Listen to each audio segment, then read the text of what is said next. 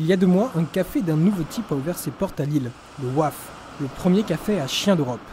Le concept est simple, le client peut venir profiter de la compagnie de 9 chiens issus de refuges autour d'un café, d'un thé ou de quelques parts de gâteau.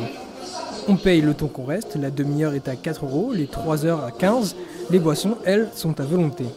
Tenir un bar à chiens demande de l'organisation. Chaque matin, Ophélie et son équipe promènent la meute pendant plus d'1 heure avant l'ouverture. Et des règles d'hygiène et de sécurité bien particulières lui sont imposées. Notamment le fait que les chiens n'ont pas accès à la cuisine, que il faut faire très attention. On va pas par exemple servir un gâteau, caresser un chien puis servir un gâteau, il faut bien se laver les mains entre les deux.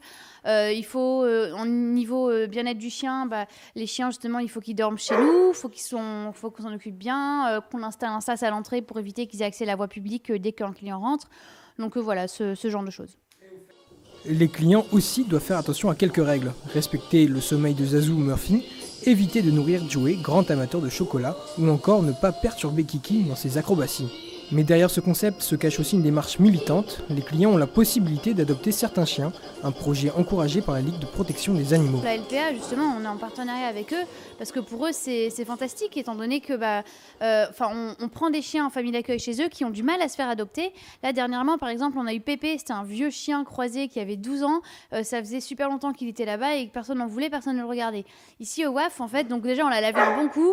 Et puis on le présente sous un angle qui est très avantageux pour lui parce que on le voit, il est calme, il est gentil, alors que c'est vrai qu'un chien derrière les barreaux d'un chenil, ça donne moins envie. On se dit comment est-ce qu'il va être chez moi, est-ce qu'il va être agressif, parce que souvent ils aboient dans le chenil, donc c'est pas, ça leur fait pas une bonne pub aux chiens. Alors qu'ici on les voit dormir sur le canapé et puis on se les imagine dans notre salon assez facilement, et on a déjà réussi à faire adopter 5 chiens depuis le lancement, donc c'est pas mal, surtout que c'était souvent des chiens que personne ne regardait quand ils étaient à la LPA, quoi. Il y a quelques mois, un bar à chats avait ouvert ses portes à Lille. Depuis, un appel aux dons a été lancé par le gérant. Reste à voir si cette mode des bars à animaux perdurera.